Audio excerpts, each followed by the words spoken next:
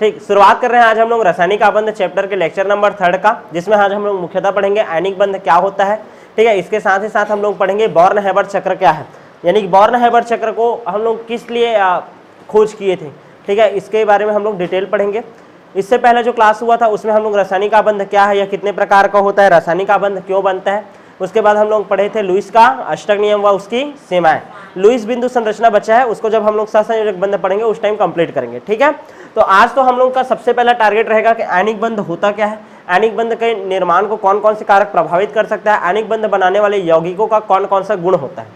ठीक है, फिर उन्हीं गुणों में हम लोग बात करते हुए चर्चा करेंगे कि इसका जालक ऊर्जा का, और जालक ऊर्जा को ज्ञात करने के लिए हम लोग किसका निर्माण किए थे, बॉर्न-हैबर चक्र का। ठीक है, तो बॉर्न-हैबर चक्र के बारे में पढ़ेंगे। यहाँ तक क्लियर है कि नहीं। तो सबसे पहले हम लोग शुरुआत करते हैं, हमारा जो रासायनिक आबंध चैप्टर का पहला बंध है वो है क्या, आयनिक बंध। क्या पढ़ेंगे हम लोग, आयनिक बंध। आयनिक बंध किसे कहते हैं, सबसे पहले तो ध्यान सुनना, नाम से ही स्पष्ट है कि आयनों के मध्य बनने वाले बंध को हम लोग क्या बोलते हैं, आयनिक बंध। और आयन कितने प्रकार के होते हैं, दो प्रकार के, एक होता है धन आयन और एक होता है आपका क्या, ऋण आयन।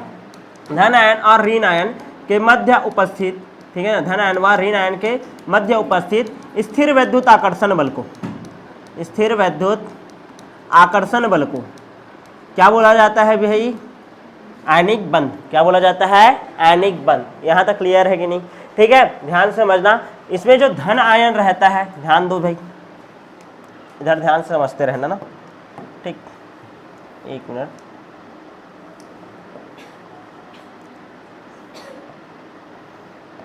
हाँ ध्यान से समझना, एक तो होता है तुम्हारा इलेक्ट्रॉन धनी और एक होता है क्या, इलेक्ट्रॉन ऋणी। एक होता है क्या, इलेक्ट्रॉन ऋणी। जो एक ही होता है इलेक्ट्रॉन धनी, इलेक्ट्रॉन धनी हमेशा कौन रहेगा, धातु रहेगा, और इलेक्ट्रॉन ऋणी कौन रहेगा, अधातु रहेगा। कौन रहेगा, अधातु। एग्जाम्पल के लिए समझना, जैसे सोडियम है, सोडियम परमाणु क्रमांक 11 2 8 1। ठीक है, क्लोरीन परमाणु क्रमांक कितना, 17 2 8 7। यहाँ पास ध्यान से आप देखिएगा। ठीक है, जो धातु है, ठीक है, वो इलेक्ट्रॉन धनी है, उसके पास एक्स्ट्रा इलेक्ट्रॉन है और इसके पास एक इलेक्ट्रॉन की क्या है, कमी है। हर तत्व क्या करना चाहता है, अष्टक पूरा, ताकि वो क्या हो सके, स्थायी हो सके। क्या हो सके, स्थायी हो सके। क्लियर है कि नहीं। तो असल में होता क्या होगा, ध्यान समझना, सोडियम कौन सी स्टेट में रहता है, सॉलिड स्टेट में। ठीक है, क्लोरीन कौन सी स्टेट में रहता है, गैसियस स्टेट में। सोडियम क्या करता होगा, गैसियस स्टेट में आता होगा और अपना एक इलेक्ट्रॉन को त्याग देता होगा और कौन सा चार्ज बना देता होगा, प्लस चार्ज। वैसे ही क्लोरीन जो है, ठीक है, गैसियस स्टेट में तो है ही, एक इलेक्ट्रॉन को ग्रहण करके कौन सा चार्ज बना देता होगा, माइनस चार्ज। चूंकि ये भी गैस है और ये भी गैस है। अब प्लस चार्ज और माइनस चार्ज हो गया, दोनों स्टेबल हो चुका है। स्टेबल होने के बाद ये आपस में जुड़ते ही क्यों है, तो रीजन सिर्फ और सिर्फ एक है कि गैसियस स्टेट जो रहता है वो क्या होता है, अस्थायी। क्या होता है, अस्थायी। क्लियर है कि नहीं, अस्थायी होता है। और अस्थायी है तो दोनों के दोनों यदि जुड़ जाए, Na+ और Cl- के बीच में यदि स्थिर वैद्युत आकर्षण बल क्या कर दे, काम कर दे, मतलब यहाँ पास कोई वास्तविक बंध है क्या, नहीं, वास्तविक बंध होता नहीं है। दोनों के दोनों आपस में क्या हो गए, आकर्षित बस हुए, क्योंकि एक प्लस चार्ज था और एक माइनस चार्ज। आकर्षण बल के कारण दोनों क्या हो जाते हैं, आकर्षित हो जाते हैं। यहाँ तक क्लियर है कि नहीं। तो आयनिक बंध का आपका परिभाषा स्पष्ट हुआ कि नहीं, कि किन्हीं, ध्यान समझना, किन्हीं दो आयनों के मध्य, अर्थात जिसमें एक क्या हो, धन आयन और एक क्या हो, ऋण आयन हो, उसके मध्य में जो स्थिर वैद्युत आकर्षण बल होता है उसी को ही हम लोग क्या बोलते हैं, आयनिक बंध। क्या बोलते हैं, आयनिक बंध। यह कोई वास्तविक बंध नहीं है, एक प्रकार का क्या है, आकर्षण बल। क्या है, आकर्षण बल। क्लियर है, यहाँ तक समझ आया। यानी कि ये किसके किसके मध्य बनता है, और एक धातु होगा और एक क्या होता है, अधातु। धातु जो रहता है वो इलेक्ट्रॉन धनी होता है और ये अधातु क्या होता है, इलेक्ट्रॉन ऋणी होता है। यहाँ तक क्लियर है। अच्छा, ध्यान से समझना, इसका ध्यान देना, ये अपना इलेक्ट्रॉन त्यागना चाह रहा है। इलेक्ट्रॉन त्यागने के लिए कौन सा ऊर्जा लगता है, आयनन ऊर्जा। किसी विलगित गैसीय परमाणु से एक इलेक्ट्रॉन अलग करने के लिए आवश्यक ऊर्जा को क्या बोलते हैं हम लोग, आयनन ऊर्जा। तो यहाँ पास कौन सा ऊर्जा लगता होगा, आयनन ऊर्जा। और आयनन ऊर्जा जो रहता है, ध्यान समझना, एक इलेक्ट्रॉन त्यागने के लिए आवश्यक ऊर्जा, ऊर्जा का इन्वेस्ट है ये। और हम लोग को जब बंध बनाते हैं तो ऊर्जा क्या होना चाहिए, निष्कर्षित, बाहर निकलना चाहिए, लगना चाहिए क्या, नहीं। तो आयनन ऊर्जा का मान क्या होना चाहिए, कम होना चाहिए। जब हम लोग, ध्यान से समझो, जब हम लोग कौन सा बंध बनाते हैं, आयनिक बंध, तो आयनिक बंध में आयनन ऊर्जा का मान क्या होना चाहिए, कम। क्या होना चाहिए, कम। क्लियर है ना, आसानी से इलेक्ट्रॉन निकाल सकते हैं ना, ये एक ठोक इलेक्ट्रॉन है। समझने का कोशिश करो, 2 8 और ये 1 ठोक है। जैसे इसको त्याग देगा, मस्त, इसका अष्टक पूरा हो गया। क्लियर है कि नहीं? इसको ज़्यादा एनर्जी लगेगा क्या त्यागने के लिए? नहीं। समझ आ रहा है? वैसे ही ध्यान देना, एक होता है इलेक्ट्रॉन जोड़ना। इलेक्ट्रॉन जोड़ने के लिए आओ ध्यान से समझना, किसी विलगित गैसीय परमाणु में एक से अधिक इलेक्ट्रॉन जोड़ने पर जो ऊर्जा उत्सर्जित होती है, इसमें ऊर्जा लगता था, उसमें अवशोषित होता था, इसमें क्या हो रहा है? उत्सर्जित। तो इलेक्ट्रॉन बंधुता का मान क्या होना चाहिए? ज़्यादा। क्या होना चाहिए? ज़्यादा, क्योंकि जितना ज़्यादा एनर्जी रिलीज होगा वो कंपाउंड उतना ज़्यादा क्या होगा? स्टेबल होगा। क्या होगा? स्टेबल। तो आयनिक बंध बनाने के लिए कितना शर्त है? 2 शर्त। पहला, आयनन ऊर्जा का मान क्या होना चाहिए? कम। और इलेक्ट्रॉन बंधुता का मान क्या होना चाहिए? ज़्यादा। क्या होना चाहिए? ज़्यादा। और याद रखना, आयनिक बंध कौन बनाते हैं? वर्ग क्रमांक 1 व 2, 1 व 2 के धातु, 1 व 2 के धातु किसके साथ? वर्ग क्रमांक 17 के साथ। किसके साथ? वर्ग क्रमांक 17, क्योंकि वर्ग क्रमांक 1 और 2 का आयनन ऊर्जा का मान क्या होता है? कम, और वर्ग क्रमांक 17 का इलेक्ट्रॉन बंधुता का मान क्या होता है? ज्यादा। क्या होता है? ज्यादा। क्लियर है? इसी कारण तुम लोग एग्जाम्पल देखना, जितना भी आयनिक बंध का एग्जाम्पल ध्यान दो, ठीक है? सोडियम पहला ग्रुप, हलीना की रब से फरियाद, हलीना की रब से फरियाद, ये वाला। फिर क्या था? बेटा, मांगे, कार, स्कूटर, बाप, राजी। इन सब का आयनन ऊर्जा का मान क्या है? कम। और इधर फ्लोरीन, क्लोरीन, ब्रोमीन, आयोडीन और एस्टेटिन। क्या गया? एस्टेटिन। यहाँ तक क्लियर है? अब देखो, Li, ध्यान देना, LiF, LiCl, LiBr, LiI, LiAt। एस्टेटिन को वैसे लेते नहीं है, छोड़ देते हैं। लास्ट वाला क्या रहता है? रेडियोएक्टिव रहता है तत्व, तो उसके बारे में अध्ययन करते हैं क्या? नहीं। बताया था ना मैं तीसरा चैप्टर में। यहाँ तक क्लियर है? तो ऐसा कंपाउंड बना सकता है लिथियम ही। वैसे ही कौन बना सकता है कंपाउंड? सोडियम। क्या क्या बना देगा? NaF, NaCl, NaBr, NaI। समझ आ रहा है कि नहीं? और इस सब में कौन सा बंध बन रहा है? आयनिक बंध। क्या बन रहा है? आयनिक बंध। ये अपना एक इलेक्ट्रॉन त्याग रहा है और ये एक इलेक्ट्रॉन ग्रहण कर रहा है। यहाँ तक क्लियर है? अच्छा, मैग्नीशियम का देखो तो कहानी।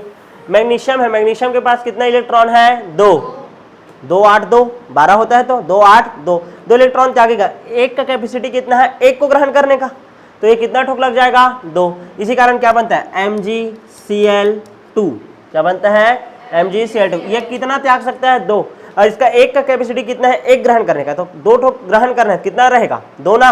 तो इस कारण क्या बन जाएगा? MgCl2। समझ आ रहा है कि नहीं? क्लियर है? क्या बन सकता है? MgCl2। वैसे ही क्या बन सकता है? BeCl2। क्लियर है ना? तो ये सभी जो कंपाउंड है कौन से बंध वाले हैं? आयनिक बंध वाले। क्या है? आयनिक बंध वाले। यहां तक क्लियर है कि नहीं? 100 बात का एक बात कि जब आयनिक बंध बनता है, ध्यान समझना, जब आयनिक बंध बनता है तो आयनन ऊर्जा का मान क्या होना चाहिए? कम, और इलेक्ट्रॉन बंधुता का मान क्या होना चाहिए? ज्यादा, क्योंकि इसमें ऊर्जा का क्या होता है? उत्सर्जन। और हमको बंध बनाने में ऊर्जा का क्या करना है? उत्सर्जन करना है। क्या करना है? उत्सर्जन, ताकि तत्व का क्या हो जाएगा? स्टेबिलिटी बढ़ जाए। यहां तक क्लियर? आगे बढ़ जाए क्या? ठीक है। अच्छा, विद्युत संयोजकता किसे कहते हैं? विद्युत संयोजकता किसे कहते हैं? क्वेश्चन है, विद्युत संयोजकता किसे कहते हैं? वो कितना इलेक्ट्रॉन, कोई आयनिक को ध्यान से समझना, कोई कंपाउंड है जो कि आयनिक बंध बनाता है, वो कितना इलेक्ट्रॉन त्याग सकता है या कितना इलेक्ट्रॉन ग्रहण कर सकता है, वो उसका क्या कहलाता है? विद्युत संयोजकता। क्लियर है? जैसे सोडियम है, वो कितना इलेक्ट्रॉन त्याग सकता है जी? 1, तो उसका विद्युत संयोजकता कितना है? 1। मैग्नीशियम है, कितने इलेक्ट्रॉन त्याग सकता है? 2, तो उसका विद्युत संयोजकता कितना है? 2।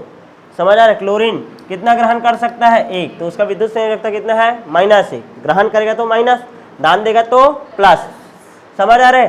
तो विद्युत संयोजकता क्या होता है? ध्यान से समझना, कोई भी जो तुम्हारा, ध्यान देना, कोई भी कंपाउंड है, ठीक है, तो वो आयन बनाने के लिए जितना इलेक्ट्रॉन को त्यागता है या फिर ग्रहण करता है, वो क्या कहलाता है? उसका विद्युत संयोजकता। इसी कारण क्या बनता है? Na+। इसी कारण क्या बनता है? Mg2+। ये एक ग्रहण कर सकता है, Cl-। समझ आ रहा है कि नहीं? तो ये कहलाता है उसका विद्युत संयोजकता। यहाँ तक क्लियर है? तो हम लोग पढ़ डाले आयनिक बंध क्या है, आयनिक बंध क्या है, और विद्युत संयोजकता क्या है। अब हम लोग पढ़ेंगे, ध्यान से समझना, अब हम लोग पढ़ेंगे आयनिक बंध को कौन कौन से कारक प्रभावित कर सकते हैं। हेडिंग डालो, आयनिक बंध को प्रभावित करने वाले कारक। आयनिक बंध को प्रभावित करने वाले कारक, आयनिक बंध को प्रभावित करने वाले कारक। क्लियर है? चलो याद रखना है सबसे पहला, परमाणु की विद्युत ऋणात्मकता में अंतर होना चाहिए। परमाणु की विद्युत ऋणात्मकता में अंतर होना चाहिए। क्या होना चाहिए? अंतर। समझने का कोशिश करो। सोडियम हालिना की रफ से फरियाद ऐसा वाला ग्रुप है। जब इधर से इधर जाओगे आवर्त में बाएं से दाएं, तो इधर कौन सा ग्रुप आता है? फ्लोरीन, क्लोरीन, ब्रोमीन और आयोडीन। जब बाएं से दाएं जाते हैं तो विद्युत ऋणात्मकता का मान क्या होता है? बढ़ता है। क्या होता है? बढ़ता है। तो इसका मान क्या होता होगा? कम। तो देखो इसका मान बहुत कम है और इसका मान क्या है? अधिक है। क्या है? अधिक है। तो दोनों तभी तो बॉन्ड बना पाएंगे ना, जब दोनों के बीच में विद्युत ऋणात्मकता में क्या आना चाहिए? अंतर आना चाहिए। क्या पता इसका विद्युत ऋणात्मकता का मान 2 है। समझने का कुछ 2 बोल रहा हूँ जी। मान लो 0 पॉइंट कितना है? 5 है और इसका विद्युत ऋणात्मकता का मान कितना है? मान लो 3 है। कितना है? 3। तो 3 - 0.5 करो, कितना अंतर आ गया? 2.5 आ गया। जितना ज्यादा विद्युत ऋणात्मकता का अंतर रहेगा, एक इलेक्ट्रॉन त्यागना चाह रहा है और इलेक्ट्रॉन ग्रहण करना चाह रहा है, तो किसी एक का क्या रहेगा? जिसका ग्रहण करने का कैपेसिटी है उसका विद्युत ऋणात्मकता का मान क्या रहेगा? ज्यादा। समझ आ रहा है कि नहीं? और जिसका त्यागने का है उसका विद्युत ऋणात्मकता का मान कम। तो दोनों के बीच में विद्युत ऋणात्मकता में क्या आना चाहिए? अंतर होना चाहिए। किसी एक का मान एकदम ज्यादा, किसी एक का मान एकदम कम। जैसे कि एग्जांपल के लिए समझो NaCl है, तो NaCl में क्लोरीन का विद्युत ऋणात्मकता क्या रहता है? ज्यादा। इसका इलेक्ट्रोनेगेटिविटी का मान क्या रहता है? ज्यादा। और इसके इलेक्ट्रोनेगेटिविटी का मान क्या रहता है? कम। क्या रहता है? कम। तो पहला प्रभावित करने वाला कारक क्या हो गया? विद्युत ऋणात्मकता। क्लियर है? विद्युत ऋणात्मकता मतलब क्या है? एक इलेक्ट्रॉन जोड़ना, एक इलेक्ट्रॉन जोड़ना, एक या एक से अधिक इलेक्ट्रॉन जोड़ना। यहां तक क्लियर है? दूसरा देखो, आयनन ऊर्जा। आयनन ऊर्जा अब भी बताया था, आयनन ऊर्जा का मान क्या होना चाहिए आयनिक बंध बनाने के लिए? एकदम कम। क्योंकि आयनन ऊर्जा का मान जो है, ध्यान समझना, किसी विलगित गैसीय परमाणु से एक इलेक्ट्रॉन निकालने के लिए, इलेक्ट्रॉन निकालना जितना आसान रहेगा उतने जल्दी से बनेगा आयनिक बंध। और जल्दी से निकालना है इलेक्ट्रॉन तो एनर्जी क्या लगना चाहिए? कम। क्योंकि हमको एनर्जी इन्वेस्ट करना है क्या आयनिक बंध में? नहीं, एनर्जी को क्या करना है? रिलीज करवाना है। क्या करवाना है? रिलीज। ताकि उसका ऊर्जा कम होगा तो क्या होगा? स्थायी। तुमको मैं ज्यादा काम कराऊंगा तो तुम थक हार जाओगे और चुपचाप बैठ जाओगे, स्थायी हो जाओगे। लेकिन मान लो मैं तुमको कोल्ड ड्रिंक देते जा रहा हूँ, खाने पीने के देते जा रहा हूँ, समझ आ रहा है? तो ऐसे में होगा क्या कहानी? नहीं। तो आयनन ऊर्जा का मान क्या होना चाहिए? कम। क्या होना चाहिए? कम। समझ आ रहा है कि नहीं? किसी विलगित गैसीय परमाणु से एक या एक से अधिक इलेक्ट्रॉन अलग करने के लिए जितना ऊर्जा का आवश्यकता होता है उसको क्या बोलते हैं? आयनन ऊर्जा। जैसे कि ध्यान समझना, Na है, वो अपने एक इलेक्ट्रॉन को निकालेगा, 2 8 1 है, तो एक इलेक्ट्रॉन को निकालेगा, तो इसके लिए जितना एनर्जी लगता है उसको क्या बोलता हूं मैं? आयनन ऊर्जा। इससे एक इलेक्ट्रॉन निकालने के लिए मेरे कम एनर्जी लगना चाहिए। एनर्जी क्या लगना चाहिए? कम। इलेक्ट्रॉन जोड़ने में ना, इलेक्ट्रॉन जब जोड़ूंगा तो एनर्जी रिलीज ज्यादा होना चाहिए। समझ आ रहा है? एक इन्वेस्ट करना है, इन्वेस्ट कम करो और मुनाफा ज्यादा मिले, यही सोचते हो ना? तो ये इन्वेस्टमेंट है ना आयनन ऊर्जा। और इलेक्ट्रॉन बंधुता का मान क्या होना चाहिए? उस हिसाब में इलेक्ट्रॉन बंधुता बोलता हूँ जी। विद्युत ऋणात्मकता का मान क्या होना चाहिए? ज्यादा। क्या होना चाहिए? विद्युत ऋणात्मकता का मान आयनिक बंध करने के लिए क्या होना चाहिए? ज्यादा। इस कारण आयनन ऊर्जा किसका कम रहता है बताया था बीच में? वर्ग क्रमांक 1 व 2 का। और विद्युत ऋणात्मकता ज्यादा किसका रहता है? वर्ग क्रमांक 17 का। फ्लोरीन, क्लोरीन, ब्रोमीन और आयोडीन, वही वाला फैमिली। क्लियर है? समझ आया कि नहीं? प्रभावित करने वाले कितने कारक हो गए? 3। कितने कारक हो गए? 3। आगे बढ़ जाए क्या? और कौन सा कारक प्रभावित कर सकता है? ध्यान से देखो, इलेक्ट्रॉन बंधुता हो गया, ठीक है। वर्ग क्रमांक 16 और 17 मेनली किसका लेते हैं? 17, ठीक है। नेक्स्ट है आपका चौथा प्रभावित करने वाला कारक जालक ऊर्जा। क्या है? जालक ऊर्जा, लैटिस एनर्जी। क्या बोलते हैं इसको? Lattice energy. क्लियर है? ध्यान दो, ठीक है। जालक ऊर्जा का मान, लैटिस एनर्जी का मान जितना ज्यादा होता है, ध्यान से समझो, लैटिस एनर्जी का मान जितना ज्यादा होता है, ठीक है, आयनिक बंध उतने अच्छे से बनता है। आयनिक बंध उतना ही क्या बनता है, आसानी से बनता है। समझ रहे हो कि नहीं? यानी आयनिक बंध के लिए आयोनाइजेशन एनर्जी का मान कम, इलेक्ट्रोनेगेटिविटी का मान ज़्यादा, लैटिस एनर्जी का मान भी क्या होना चाहिए, ज़्यादा। अब भैया जालक ऊर्जा होता क्या है, ये दिमाग में आ रहा होगा, जालक ऊर्जा होता क्या है, क्लियर है? तो ध्यान से समझो। मान लो मेरे को 1 मोल NaCl बनाना है, मात्रा कितना है NaCl का, केवल 1 मोल, कितना, 1 मोल। और NaCl कैसे बनता है, ऐसे सॉलिड स्टेट में बनता है। कौन से स्टेट में बनता है, सॉलिड स्टेट में। जब मैं, ध्यान समझना, 1 मोल NaCl को उसके अवयवी किससे किससे मिलकर बना है, Na से और Cl से, और वो भी किससे बनाया हूँ, गैसीय परमाणु से। किससे बनाया हूँ, गैसीय परमाणु से, Na प्लस Cl माइनस, और ये भी क्या है, गैसीय है, और ये भी क्या है, गैसीय है। समझने का कोशिश करो। जब किसी 1 मोल आयनिक क्रिस्टल को, कोई भी क्रिस्टल हो सकते हैं ना वो, जब किसी, मैं उदाहरण दे दिया हूँ किसका, NaCl का, जब किसी 1 मोल आयनिक ठोस क्रिस्टल को उसके अवयवी गैसीय धन आयन और ऋण आयन से, इसके अवयवी गैसीय धन आयन और ऋण आयन से के संयोग से बनाया जाता है, तो उसमें जो एनर्जी रिलीज होता है, उसमें जो एनर्जी रिलीज होता है यानी कि ऊर्जा उत्सर्जित होता है, उसी को ही हम लोग क्या बोलते हैं, जालक ऊर्जा। और उत्सर्जित होने वाला ऊर्जा को हम लोग क्या से शो करते हैं, माइनस से। और मैं क्या बोला था कि जिसमें भी एनर्जी रिलीज होगा उसका मान क्या होता है, ज़्यादा। इलेक्ट्रोनेगेटिविटी का मान भी क्या रहा, ज़्यादा। यहाँ ऊर्जा अवशोषण करवाना था, इस कारण इसका मान क्या रखना पड़ा मेरे को, कम। यहाँ ऊर्जा उत्सर्जन होगा, उत्सर्जन होगा मतलब ऊर्जा में क्या होगी, कमी होगी। कमी होगी तो तत्व क्या हो जाएगा, स्थायी हो जाएगा। क्या हो जाएगा, स्थायी हो जाएगा। समझ आया कि नहीं, यहाँ तक क्लियर है? ध्यान से समझो। ये 1 मोल आयनिक क्रिस्टल है। NaCl कैसे कैसे बन सकता है तू ही सोच। मान लो Na ऐसा नॉर्मल रखा, ध्यान से समझना, सॉलिड स्टेट में रहता है, और हाफ Cl2 रखा, कौन से स्टेट में रहता है, गैसियस स्टेट में। ये सॉलिड है और ये कौन सा है, गैसियस है। डायरेक्ट सॉलिड कहीं भी सोडियम लाए और इसके साथ क्लोरीन के साथ सीधा संयोग करवा दिए और क्या बना दिए, NaCl, वो भी बनेगा यदि, क्लियर है? और एक तरीके से NaCl कैसे बना रहे हो, ये सॉलिड नहीं है, कौन सी स्टेट में है, गैसियस, और फिर उसको किस में कन्वर्ट किए हो, प्लस चार्ज में। क्लियर है ना? यहाँ पास इसको तोड़े हो, वियोजित किए हो और केवल क्लोरीन लिए और उसमें को कौन से चार्ज में चेंज किए हो, माइनस चार्ज। क्लियर है नहीं? गैसीय अवस्था में कन्वर्ट किया और प्लस चार्ज और माइनस चार्ज, और फिर जोड़ करके बना रहे हो NaCl। मतलब एक बार NaCl जैसा पाया जाता है वैसे जोड़ दो। और दूसरा कैसा तरीका बोल रहा है, दूसरा कैसे कि पहले उसको गैसीय अवस्था में लाओ, गैसीय अवस्था में लाने के बाद उसको धन आयन और ऋण आयन में लाओ, फिर दोनों को जोड़ो। क्लियर है कि नहीं, समझ आ रहा है कि नहीं? ठीक है, तो कितने तरीके से बना रहे हो NaCl को, 2 तरीके से। तो यदि गैस, ध्यान से समझना, 1 मोल ही इसमें भी बनाया हूँ, इसमें भी कितना बनाया हूँ, 1 मोल। लेकिन जब इसमें 1 मोल बनाया हूँ तो उसके शुद्ध जिस अवस्था में पाया जाता है उसी अवस्था से बनाया, और इसमें जब 1 मोल बनाया हूँ तो कैसे बनाया हूँ, उसको उसके गैसीय अवस्था में कन्वर्ट करके धन आयन और ऋण आयन के जोड़ करके। जब धन आयन और ऋण आयन को गैसीय अवस्था में जोड़ करके बनाया जाता है, जो एनर्जी रिलीज होता है उसको बोलते हैं लैटिस एनर्जी। क्या बोलते हैं, लैटिस एनर्जी। और यहाँ पास जो एनर्जी रिलीज होगा शुद्ध अवस्था से उसको बोलते हैं हम लोग संभवन ऊर्जा। क्या बोलते हैं, संभवन ऊर्जा। क्या बोलते हैं, संभवन ऊर्जा।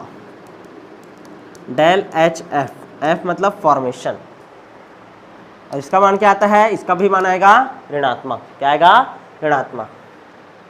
समझ आ रहा है कि नहीं, समझ आया? तो कितने प्रकार का ऊर्जा जान डाले तुम लोग, 4। कितना, 4। जो प्रभावित कर सकता है वो, सॉरी एनर्जी तो अभी मेनली 2 पढ़े हो, प्रभावित करने वाला कितना कारक हो गया, आयनिक बंध को 4। सबसे पहले विद्युत ऋणात्मकता में अंतर ज्यादा होना चाहिए, दूसरा आयनन ऊर्जा का मान कम होना चाहिए, तीसरा क्या बोला हूँ, इलेक्ट्रॉन बंधुता का मान ज्यादा होना चाहिए, फिर चौथा क्या बोला हूँ, जालक ऊर्जा का मान भी ज्यादा होना चाहिए। जालक ऊर्जा क्या होता है, जब किसी 1 मोल आयनिक क्रिस्टल को उसके अवयवी गैसीय आयनों से बनाया जाता है तो उसमें जो एनर्जी रिलीज होता है उसको क्या बोलते हैं हम लोग, जालक ऊर्जा। और जिस अवस्था में वो तत्व पाया जाता है उसी अवस्था से मान लो डायरेक्ट बनाता तो उसको क्या बोलता हूँ मैं, संभवन ऊर्जा। क्या बोलता हूँ, संभवन ऊर्जा। यहाँ तक क्लियर है, ये समझ आया कि नहीं? ठीक है, तो अभी हम लोग क्या पढ़ डाले, आयनिक बंध को प्रभावित करने वाले कारक। अब नेक्स्ट टॉपिक लिखें क्या, अब नेक्स्ट टॉपिक हम लोग पढ़ेंगे, ध्यान समझना। नेक्स्ट टॉपिक पढ़ते हैं हम लोग आयनिक यौगिकों के गुण। क्या पढ़ेंगे, गुण। आयनिक यौगिकों के गुण, कौन कौन से गुण होते हैं। ठीक है, अच्छा आयनिक बंध को हम लोग वैद्युत संयोजी बंध भी बोलते हैं। क्या बोलते हैं, वैद्युत संयोजी बंध। क्लियर है? चलो, आयनिक यौगिकों के गुण। पहला गुण देखे क्या, ठीक है। सबसे पहले जितना भी आयनिक यौगिक होता है वो क्या होता है, क्रिस्टलीय ठोस होता है। मतलब कौन सा अवस्था में पाया जाता है, ठोस अवस्था में, ठीक है। पहला है भौतिक अवस्था, देख रहे हैं गुण पढ़ रहे हैं आयनिक यौगिकों की, और उसमें भी पहला गुण है हम लोग क्या पढ़ रहे हैं उसमें, भौतिक अवस्था। क्या पढ़ रहे हैं, भौतिक अवस्था। क्लियर है। जो आयनिक यौगिक होते हैं वो कौन से स्वरूप में रहते हैं, ठोस अवस्था रूप में रहते हैं। कौन से अवस्था रूप में रहते हैं, ठोस अवस्था, ठीक है। और किसका निर्माण करते हैं, क्रिस्टल जालक का निर्माण करते हैं। क्रिस्टल जालक का क्या करते हैं, निर्माण करते हैं, ठीक है। जितने भी आयनिक यौगिक होते हैं वो ठोस अवस्था में होते हैं और किसका निर्माण करते हैं, क्रिस्टल जालक का। और कैसा संरचना रहता है उनका, 3D। कैसा संरचना रहता है, 3D। एग्जाम्पल के लिए समझना, ऐसा टाइप का, ये देखो ये एक क्यूब है ऐसा ना,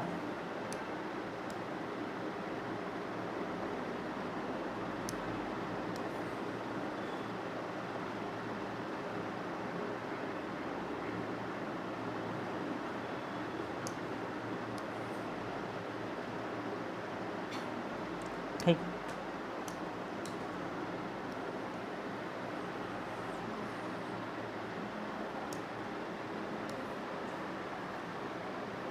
इसके जस्ट पीछे लगा है ना, ये मैं बता नहीं पा रहा हूँ, समझ आया, ऐसे ऐसा है ये।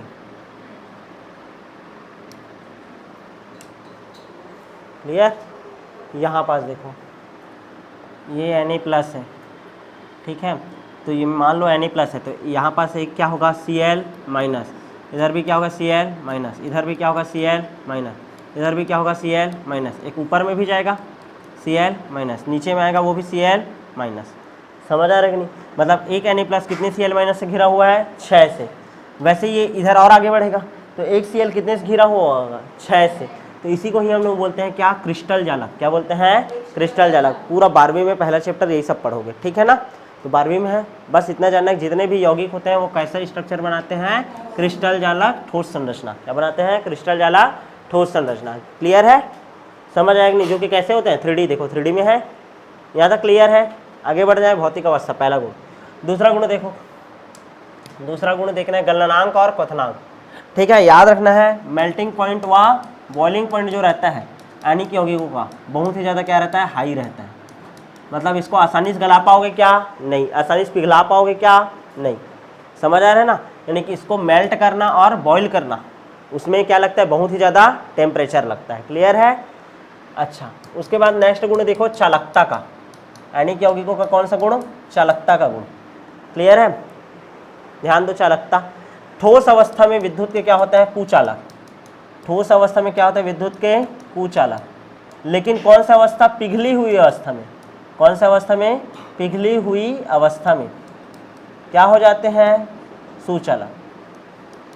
पिघली हुई अवस्था में क्या हो जाते हैं, सुचालक। समझने का कोशिश करो, नमक है, नमक में ऐसी नॉर्मली करंट प्रवाहित करो, नमक में करंट आएगा क्या, नहीं। लेकिन मान लो उसी पानी में घोल दो और डालो, ठीक है, करंट सप्लाई होता है। क्यों, रीजन क्या है, क्योंकि आयन क्या हो जाते हैं, धन आयन और ऋण आयन, जैसे ही पानी में डालोगे तो मुक्त, क्या हो जाएंगे, मुक्त। जैसे देखो नॉर्मल था तो NaCl बस था, लेकिन जैसे ही मैं इसको किस में डाला, पानी में। किस में डाला, पानी में। पानी में डालूंगा तो किस में टूट जाएगा, Na+ और Cl-। धन आयन और ऋण आयन आ गया। और आयन ही क्या करते हैं, विद्युत धारा का चालन करते हैं। क्या करते हैं, चालन करते हैं। क्लियर है कि नहीं। तो 100 बात का एक बात क्वेश्चन आता है, क्या कारण है कि आयनिक यौगिक ठोस अवस्था में विद्युत धारा के कुचालक होते हैं, लेकिन पिघली हुई अवस्था में विद्युत धारा के सुचालक होते हैं। क्या डालोगे, क्योंकि जैसे ही उसको पिघलाते हैं तो उसके आयन क्या हो जाते हैं, मुक्त। और जो मुक्त आयन होता है उन्हीं के कारण क्या होता है, इलेक्ट्रॉन गति करता है। क्लियर है। आगे बढ़ जाऊँ क्या मैं, नेक्स्ट देखें, चालकता भी देख लिए, ठीक है। नेक्स्ट गुण है 4, कितना हो गया, 3 है। चौथा देखो, कठोर तथा भंगुर प्रवृत्ति। कठोर तथा भंगुर प्रवृत्ति। नमक को देखिए, कठोर रहता है, फेंक कर मारोगे जोर से लगेगा, ढिंढा वाला जो आता है, लेकिन वो फूट भी जाता है ना। यानी कि कठोर भी होता है। और कैसा प्रवृत्ति का होता है, भंगुर प्रवृत्ति का, यानी कि आसानी से टूट सकता है। यहाँ तक क्लियर है। अच्छा, यहाँ पास याद रखना, यहाँ आदैशिक बंध बनता है। मतलब जो बंध बनता है उसका कोई दिशा होता है क्या, नहीं, क्योंकि ये वास्तविक में कोई बंध है क्या, नहीं। आयनिक बंध क्या है, एक प्रकार का आकर्षण बल है। आयनिक बंध क्या है, केवल आकर्षण बल। और आकर्षण बल में कोई दिशा होगा क्या? नहीं। इस कारण एक ऐसे बंध बोला जाता है इसको आदैशिक बंध। क्या बोलते हैं? आदैशिक बंध। क्या बोला जाता है? आदैशिक बंध। क्लियर है? अच्छा, और बताता हूं, आइसोमॉर्फिज्म शो करता है। आइसोमॉर्फिज्म शो करता है। आइसोमॉर्फिज्म, आइसो मतलब समान, मॉर्फिज्म मतलब आकृति, सम आकृति। क्या शो करता है? सम आकृति। मतलब समझने का कोशिश करो, जैसे कि आपका डायग्राम होगा NaCl का। NaCl का जो फोटो बनाया था सेम टू सेम किसके जैसा दिखता है? MgCl जैसा दिख सकता है। किसके जैसे दिख सकता है? MgCl। तो इसका आकृति और इसका आकृति समान है, दोनों के दोनों क्या है? आयनिक यौगिक। अधिकतर आयनिक यौगिक, जैसे कि NaCl का स्ट्रक्चर बनाऊंगा, NaCl का स्ट्रक्चर किसके जैसा हो सकता है? KCl जैसा हो सकता है। किसके जैसा हो सकता है? KCl जैसा। किसके जैसा हो सकता है? RbCl जैसा। तो सेम टू सेम आकृति बना सकता है ये भी, जैसे ये बनाता है वैसे ये भी बनाता है, ये भी बनाता है। तो सब के सब एक साथ दिखाया, ध्यान दीजिए इधर, सब के सब सेम टू सेम आकृति ही दिखा रहे हैं ना। ये भी सेम आकृति दिखाएगा, ये भी और ये भी। जैसे जैसे इसका स्ट्रक्चर पढ़ूंगा, एक मात्र इसका स्ट्रक्चर पढ़ूंगा, सेम इसका स्ट्रक्चर भी होगा, इसका भी स्ट्रक्चर होगा। तो ये क्या शो कर रहा है? आइसोमॉर्फिज्म। क्या शो करते हैं? आइसोमॉर्फिज्म। यहाँ तक क्लियर है? कितना गुण हो गया अभी तक? 6। सातवां गुण देखे क्या? सातवां गुण देखो, ठीक है। आयनिक यौगिक जो रहते हैं, ध्यान से समझने का कोशिश करो। आयनिक यौगिक अत्यंत तीव्र अभिक्रिया शो करते हैं। कैसा अभिक्रिया? तीव्र अभिक्रिया, जो कि 1 सेकंड से भी कम समय में कंप्लीट होता है। 1 सेकंड से भी कम समय में क्या होता है? जो कंप्लीट होता है उसको हम लोग क्या बोलते हैं? तीव्र अभिक्रिया। एग्जाम्पल के लिए समझना, NaCl है, उसमें हम लोग क्या डाले? AgNO3 डाले। AgNO3 मतलब सिल्वर नाइट्रेट। जैसे ही NaCl को AgNO3 के ऊपर डालते हो क्या बन जाता है? AgCl। और क्या मुक्त हो जाता है? NaNO3। AgCl का श्वेत अवक्षेप प्राप्त होता है, सफेद अवक्षेप। अवक्षेप मतलब खादा, नीचे में जो बैठता है। समझ आया? और ये जो अभिक्रिया है, नमक को जैसे डाला किसमें? AgNO3 में, तुरंत ये प्रेसिपिटेट बन करके कितना टाइम लगेगा? मुश्किल से 1 सेकंड से भी कम। बहुत ही ज़्यादा तीव्र हो रहा है, मतलब ये आयनिक यौगिक जो है वो बहुत ही ज़्यादा तीव्र रिएक्शन शो करता है। क्लियर है कि नहीं? कितना गुण हो गया? टोटल 7 गुण। कितना गुण हो गया? 7 गुण। आगे बढ़ जाए क्या? आगे बढ़े नेक्स्ट। यहाँ तक क्लियर है? अच्छा, याद रखना इसका विलेयता का गुण। कौन सा गुण? अब विलेयता का, ठीक है। आयनिक यौगिक जो रहते हैं वो कैसे हैं? ध्रुवीय प्रवृत्ति के हैं। आयनिक यौगिक कैसे हैं? ध्रुवीय प्रवृत्ति के हैं। ध्रुवीय प्रवृत्ति मतलब एक धन ध्रुव होता है और एक क्या होता है? ऋण ध्रुव। आयनिक यौगिक कैसे होते हैं? ध्रुवीय प्रवृत्ति के होते हैं। मतलब उसमें एक तो प्लस वाला पोल होगा, धन ध्रुव होता है, और एक क्या होता है? उसमें ऋण ध्रुव होता है। क्या होता है? ऋण ध्रुव। तो धन ध्रुव ऋण ध्रुव वाला रिएक्शन किसके साथ करेगा? दूसरे धन ध्रुव और ऋण ध्रुव वाले के साथ ही करेगा ना। जैसे कि ध्यान से समझना, मेरे को मान लो, ध्यान से समझने का कोशिश करो, NaCl को घोलना है। तो NaCl कैसे टूटता है मेरे को पता है, Na प्लस में और Cl माइनस में। तो किसके साथ क्रिया करेगा? जो प्लस चार्ज और माइनस चार्ज में टूटता होगा वैसे के साथ क्रिया कर देंगे ना। जैसे H2O है तो H2O भी कैसे टूटता है? H प्लस और OH माइनस में। तो फिर ये OH माइनस इस प्लस को आकर्षित करेगा, Cl माइनस इस H प्लस को आकर्षित करेगा। मतलब समान समान को घोलता है। क्लियर है कि नहीं? यदि ये ध्रुवीय है तो घोलेगा किसमें? ध्रुवीय में। यदि ये अध्रुवीय होता है, इसमें प्लस चार्ज और माइनस चार्ज नहीं मिलता, तो ये भी किसमें घुलता? अध्रुवीय में। किसमें घुलता? अध्रुवीय में। तो आयनिक यौगिक कौन से प्रवृत्ति के होते हैं? ध्रुवीय प्रवृत्ति के। और किसमें घुलते हैं? ध्रुवीय यौगिकों में। ध्रुवीय यौगिक में क्या होते हैं? घुलते हैं। और इसी को ही बोलते हैं समान समान को घोलता है। समान समान को घोलता है मतलब ध्रुवीय यौगिक खुद है कौन? आयनिक। तो किसमें घुलेगा? ध्रुवीय में। जो प्लस चार्ज और माइनस चार्ज वाला है वो किसमें घुलेगा? प्लस चार्ज और माइनस चार्ज वाले में। तो समान समान को घुलता है। क्या बोलते हैं? Like dissolve like, like dissolve like, ये बोला जाता है। यहाँ तक क्लियर है कि नहीं? क्या बोलते हैं? Like dissolve like. समझ आया? और मान लो अध्रुवीय यौगिक होता तो, अरे समझने का कोशिश करो, ठीक है। तुम्हारा मिट्टी तेल है, मिट्टी तेल को क्या मैं पानी में घोल सकता हूँ? नहीं। मिट्टी तेल को किसमें घोल सकते हो तो लोग? पेट्रोल में। किसमें मिला सकते हो? पेट्रोल में। क्योंकि दोनों का प्रवृत्ति क्या है? Same to same. दोनों दोनों क्या है, कार्बनिक यौगिक है। समझ आ रहा है कि नहीं? लेकिन हाँ यहीं पास तुम लोग देखोगे नमक है और पानी है, उसको घोलूंगा तो घुल जाएगा आसानी से, क्योंकि उन दोनों का प्रवृत्ति क्या है, समान। तो वही तो बोल रहा हूँ, समान समान को घोलता है। यहाँ तक क्लियर है? तो इस तरीके से आपका आयनिक बंध क्या होता है, आयनिक बंध को प्रभावित करने वाले कारक कौन कौन से हैं, और इसके साथ ही साथ ठीक है कि आयनिक बंध के कौन कौन से गुण हैं, इसके बारे में हम लोग कंप्लीट चर्चा कर चुके हैं। अब जो क्लास है ठीक है, अब आगे ही हम लोग बात करेंगे कि इसके बारे में, बॉर्न-हैबर चक्र के बारे में। किसके बारे में? बॉर्न-हैबर चक्र के बारे में मिलेंगे आप नेक्स्ट क्लास में।